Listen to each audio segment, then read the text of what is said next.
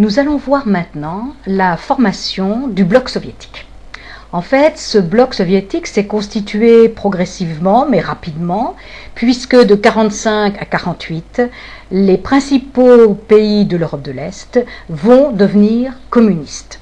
Pour l'URSS, c'est un véritable glacis sécuritaire et c'était une manière de se protéger de possibles attaques du camp opposé.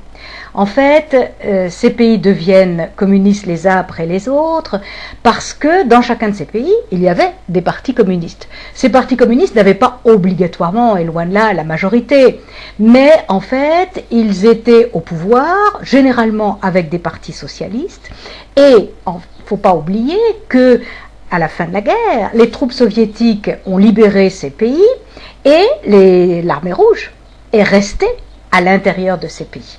Ce qui fait qu'évidemment les partis communistes sont épaulés, ne serait-ce que par la présence de l'armée rouge dans ces pays. En plus, ils ont une tactique qu'ils appellent la tactique du salami, qui consiste à diviser les opposants et à essayer d'entrer dans les principales organisations, dans l'administration, la police, etc., et ainsi de conquérir le pouvoir.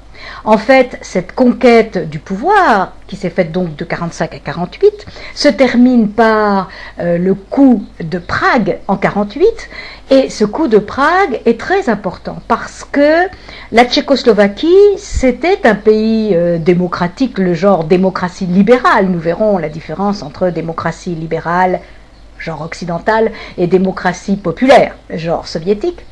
Et donc, en fait, cette Tchécoslovaquie était une démocratie, était reconstituée comme une démocratie libérale après la guerre, et la Tchécoslovaquie aurait bien aimé, au moins une grande partie des Tchèques auraient bien aimé faire partie du monde occidental. Mais en fait, cette Tchécoslovaquie a une situation géopolitique qui ne pouvait pas le lui permettre. En effet, quand on regarde une carte, on s'aperçoit que la Tchécoslovaquie, c'est un long couloir entre l'Autriche d'un côté, qui fait donc, bien que neutre, fait partie de l'Ouest, et puis de l'autre côté, l'URSS. Donc c'est aussi un couloir d'invasion, si on le veut, et l'Ouest s'est bien rendu compte que Staline ne laisserait pas la Tchécoslovaquie devenir indépendante. Ce qui fait que les États-Unis ne sont pas du tout intervenus lorsque le coup d'État, un véritable coup d'État, a amené les communistes au pouvoir. Donc, l'Europe de l'Est devient communiste. C'est un premier élément. Second élément, il faut un certain nombre d'organisations comme dans le bloc occidental. Première organisation, c'est l'organisation économique. En effet, il faut créer quelque chose qui soit le pendant du GATT, du SMI, du FMI, etc., qui était à l'ouest, mais c'est très difficile parce qu'il est bien évident que l'URSS n'a pas les capacités économiques des USA.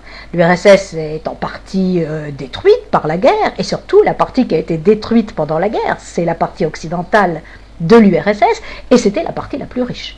Donc l'URSS ne va pas pouvoir donner des roubles à l'ensemble des pays, mais ce qu'il demande, c'est une coopération, et c'est ainsi que va être créé ce qu'ils appellent le Comecom, ce que les Européens ou les Français plutôt appellent le KM, c'est-à-dire en fait une coopération économique entre les différents pays de l'Est et l'Union soviétique. Ensuite, il y a un contrôle militaire. En effet, il faut bien faire le pendant avec l'OTAN, le pacte de Bagdad et tous les pactes que les Américains avaient créés. Il constitue donc le pacte de Varsovie qui va réunir l'URSS évidemment et les principaux pays de l'Europe de l'Est. Ce qu'il faut bien noter, c'est que finalement, la Yougoslavie, qui a été l'une des toutes premières à devenir communiste en 1945, ne fera partie ni du pacte de Varsovie, ni du KM, et va mettre en place un communisme totalement différent du communisme soviétique, ce qui en fera pour Staline un véritable ennemi. Et cette bipolarisation du monde va durer jusqu'à la fin des années 80. Les deux blocs étant constitués, ils vont maintenant s'affronter. Ils ne peuvent que s'affronter parce qu'ils représentent deux visions du monde totalement différentes, aussi bien économiquement, politiquement, culturellement, militairement. Et donc en fait, cette opposition va être le fait de toute la guerre froide.